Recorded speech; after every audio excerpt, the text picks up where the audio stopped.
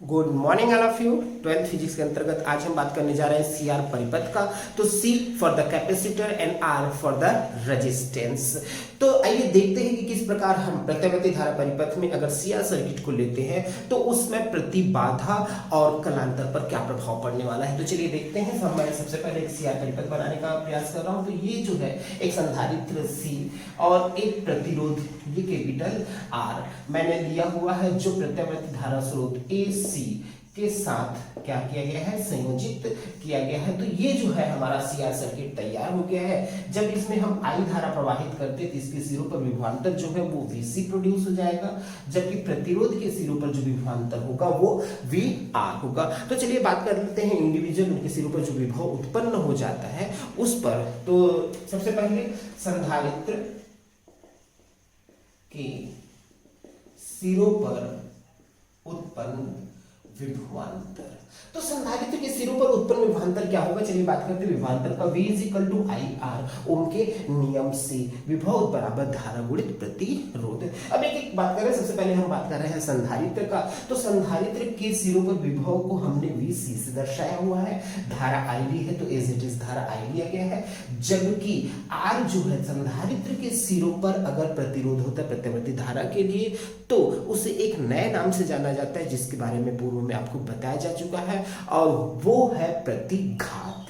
तो संधारित्र के सिरों पर जो प्रतिघात उत्पन्न होता है उसको हम XC से रिप्रेजेंट करते हैं। तो प्रतिरोध की जगह हम वर्ड यूज करेंगे XC, मतलब इसको लिखा जा सकता है IXC। तो उस आधार पर विभव का मान, अगर संधारित्र के सिरों पर उत्पन्न विभव की बात की जाए तो विभव VC का मान हो जाता है IXC। Is it clear? Normal सी बात है कि विभव जो है धारा और प्रतिरोध के गुणनफल के बराबर होता है, किंतु जब प्रत्यावर्ती धारा परिपथ में केवल संधारित्र लगा हो तो उस समय वहां पर जो प्रतिरोध उत्पन्न होता है उसको हम नाम देते हैं प्रतिघात। चूंकि संधारित्र के लिए है इसलिए XC से रिप्रेजेंट किया जाएगा। और रहा सवाल प्रतिरोध का, तो नॉर्मल सी बात है प्रतिरोध के सिरों पर उत्पन्न विभवांतर जो VR हो जाएगा हमारा IR ही होगा। अब हम जब बात करेंगे तो उस स्थिति में हम बात करेंगे कि जो परिणामी विभव है, क्योंकि यहाँ पर दोनों यूज किया गया है, संधारित्र भी यूज किया गया है और प्रतिरोध भी यूज किया गया है। तो जब दोनों यूज किया जाता है तब क्या असर पड़ेगा और उसका परिणामी विभवांतर क्या होगा उसको देखने का प्रयास करते हैं। यदि परिणामी विभवांतर कैपिटल V हो तो अगर हमको परिणामी विभवांतर निकालना है तो निश्चित तौर पे हमको जाना पड़ेगा जो हमारा फेजर आरेख है उसकी ओर। तो चलिए देख लेते हैं एक बार इसका डायग्राम भी बनाकर। हम ये रहा हमारा VR, ये रहा हमारा VC एंड ये रहा VL। तो अब अगर हम बात करेंगे तो यहाँ पर हमारा जो परिणामी या प्रतिरोध के सिरों पर उत्पन्न विभवांतर है और ये जो है संधारित्र के सिरों पर उत्पन्न विभवांतर है, तो निश्चित तौर पे हमारा जो परिणामी विभवांतर है इन दोनों के मध्य से कहीं ना कहीं जाएगा। तो हम परिणामी विभवांतर यहाँ बनाने का प्रयास करते हैं। ये हमने बनाया हुआ है परिणामी विभवांतर कैपिटल V। अब इनके मध्य जो कलांतर है वो भी 5 प्रोड्यूस हो जा रहा है। हमने यहाँ से एक लंब प्रोड्यूस कर दिया हुआ, ये लंब दिखाई दे रहा होगा, इसको नाम दिया O, A और B। तो ये लंब बन गया। तो ये एक समकोण त्रिभुज का निर्माण हो गया है। और समकोण त्रिभुज के निर्माण के आधार पर अगर हम बात करें OB के डायरेक्शन की तो ये जो है वो VR का मान हो जाएगा। AB जो है वो VC के डायरेक्शन में है, इसलिए इसको नाम दे देते हैं हम VC। और OA जो विभव के डायरेक्शन में है, परिणामी विभव के डायरेक्शन में है, तो उसको नाम दे दिया जाता है V। तो हमको एनालिसिस करना है V का। तो कहीं ना कहीं ये जो संपूर्ण त्रिभुज है इसमें पाइथागोरस प्रमेय यूज किया जा सकता है। तो चलिए देखते हैं पाइथागोरस प्रमेय किस प्रकार से यूज करेंगे। त्रिभुज OAB में पाइथागोरस प्रमेय से त्रिभुज AOB जैसे कि दिखाई दे रहा है AOB में अगर पाइथागोरस प्रमेय यूज करते हैं तो हमको बहुत अच्छे से पता है कि पाइथागोरस प्रमेय होता है कर्ण का वर्ग बराबर लंब का वर्ग धन आधार का वर्ग। तो चलिए देखते हैं। कर्ण जो है हमारा OA है, तो OA का square which is equal to लंब जो है हमारा AB है, AB का स्क्वायर प्लस आधार जो है वो OB है, तो OB का स्क्वायर OB का स्क्वायर ये हमने लिया हुआ है। अब अगर हम देखें तो O से A तक की जो वैल्यू है वो V है, तो V square which is equal to A से B तक की वैल्यू जो है VC है, तो VC का स्क्वायर प्लस OB की जो वैल्यू है वो VR है, तो VR का स्क्वायर। तो यहां से अगर हम बात करें v इज इक्वल टू तो root over V C plus V R का स्क्वायर।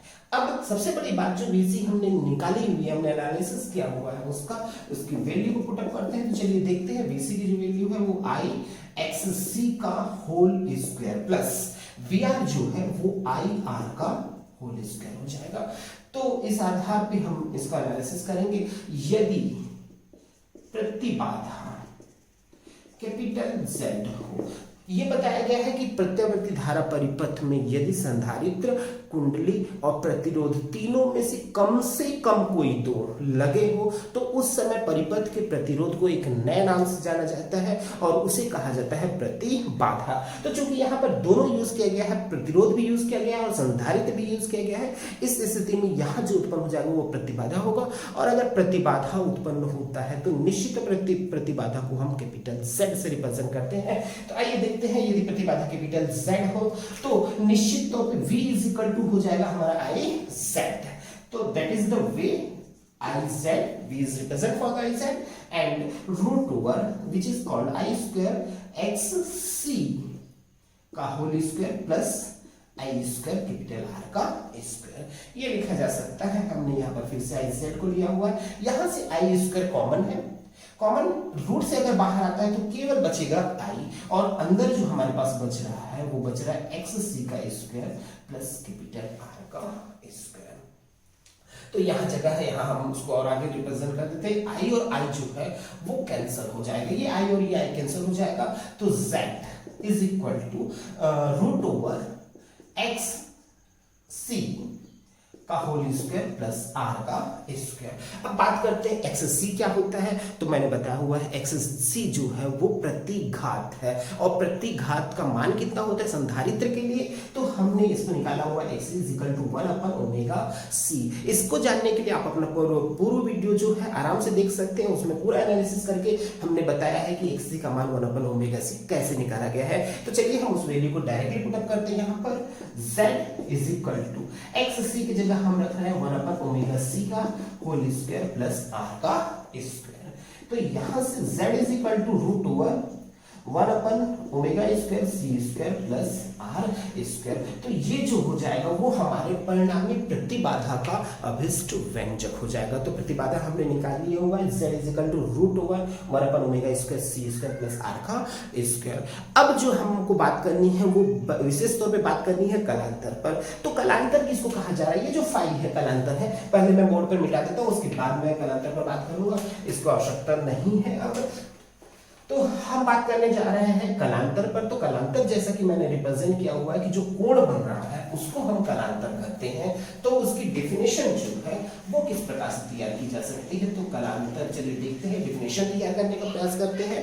तो definition is depend on the condition, मतलब जो कंडीशन है उसके आधार पर हम अपना डेफिनेशन तैयार कर सकते हैं। तो चलिए देखते हैं, यहाँ पर फाई ये जो है वो हमारा कलांतर है। तो फाई क्या है, ये जो V है और ये जो VR है, इन दोनों के बीच का कोण है, एक एंगल है। किसके बीच का एंगल, V और VR के बीच के एंगल।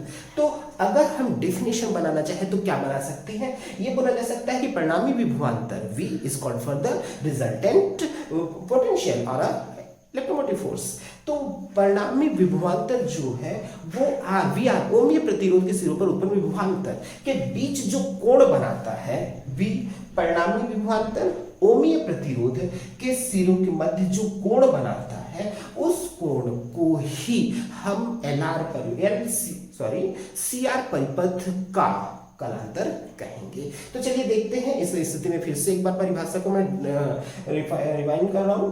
V मतलब परिणामी विभवांतर ओमीय प्रतिरोध के सिरों पर उत्पन्न विभवांतर के मध्य जितना भी कोण बनता है या जो कोण बनाता है उस कोण को ही हम कहते हैं कलांतर। तो यहाँ कलांतर का एनालिसिस कैसे करेंगे, तो निश्चित तौर पे हमको C और R के बीच में संबंध देखना है। तो VC जो है वो हमारा लंब है और VR जो है वो आधार है। तो इस स्थिति में लंब और आधार का जो संबंध होता है वो डायरेक्टली संबंध होता है tan का। तो आइए देखते हैं tan फाई हमारे पास क्या हो जाएगा। तो tan phi which is equal to लंब मतलब हमारा हो जाएगा AB और आधार जो हो जाएगा वो हो जाएगा OB। चलिए बात करते हैं आगे tan phi। AB का जो मान हमने लिया हुआ है वो लिया हुआ है VC, और OB का मान जो है हमारे पास है VR।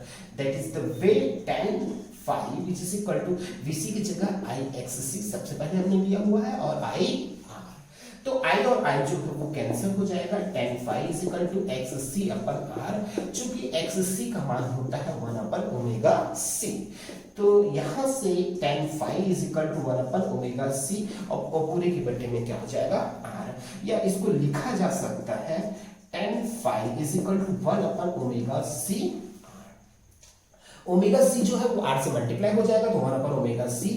हम tan को उस पार ट्रांसफर कर देते हैं क्योंकि हमको phi चाहिए, तो phi is equal to tan inverse 1 upon omega C। तो इस प्रकार हम जो CR परिपथ का कालांतर भी आसानी से निकाल सकते हैं।